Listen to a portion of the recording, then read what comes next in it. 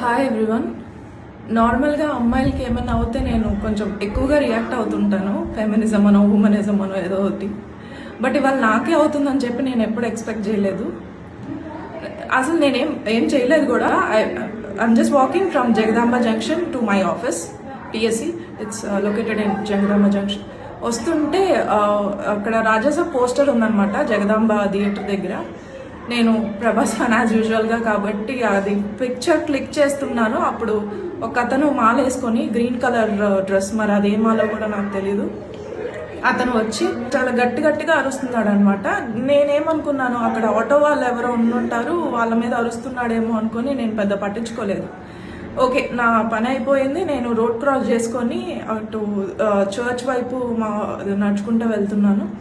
అతను సడన్గా వచ్చి వెనక నుంచి ఇక్కడ చాలా గట్టిగా స్లాప్ చేసేసి బూతులు, అసలు అలాంటి బూతుల్ని మనం వినుండం కూడా, అలాంటి బూతులు తిట్టేసి నన్ను, నా స్పెక్స్ అక్కడ పడిపోయి విరిగిపోయాయి. ఇది నేను సెట్ చేశాను ఇలాగా. చాలా గట్టి కొట్టాడు అనమాట. ఫేస్ అంతా చాలా రెడ్ అయిపోయింది. అది నేను అసలు ఎక్స్పెక్ట్ చేయలేదు అంత దారుణంగా. నాకు రీజన్ కూడా తెలియట్లేదు అతను నన్ను ఎందుకు కొట్టాడు ఏంటి అని. కొట్టి బూతులు తిట్టి ఆయన వెళ్ళిపోయాడు. కానీ అక్కడ ఉన్న వాళ్ళు, జగదాంబ జంక్షన్ ఎలా ఉంటుందో మీకు తెలుసు, అండ్ ఇది సంక్రాంతి సీజన్, షాపింగ్ జనాలు ఫుల్ ఉన్నారు. ఒక్కరు కూడా రియాక్ట్ అవ్వలేదు, నాట్ ఈవెన్ వన్ పర్సన్. అక్కడ అందరూ అదేదో సినిమా చూస్తున్నట్టు చూసి, ఇంకొక పెద్ద మనిషి వచ్చేమో మీకు తెలిసిన వాళ్ళు కాదా, మీ హస్బెండ్ కాదా అంటున్నారు. నేను ఇక్కడ మీకు అతని ఫోటో చూపిస్తాను. అతను నాకు రిలేటెడ్ లాగా అనిపిస్తున్నాడా అనేది నాకు అసలు అర్థం కాలేదు.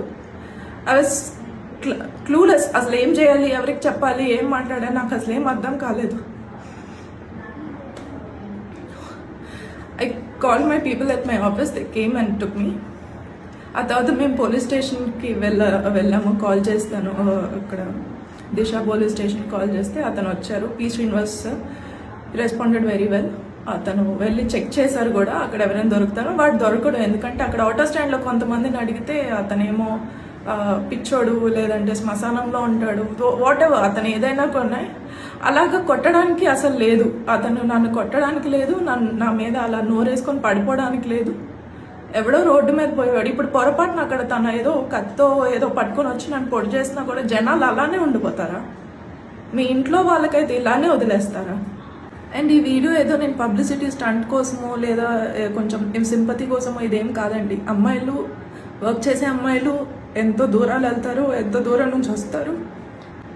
We don't have people with us, we have to travel alone. అమ్మాయిలు వాళ్ళ కోసం మీరు ఏం చేయొద్దు, జస్ట్ టేక్ స్టాండ్.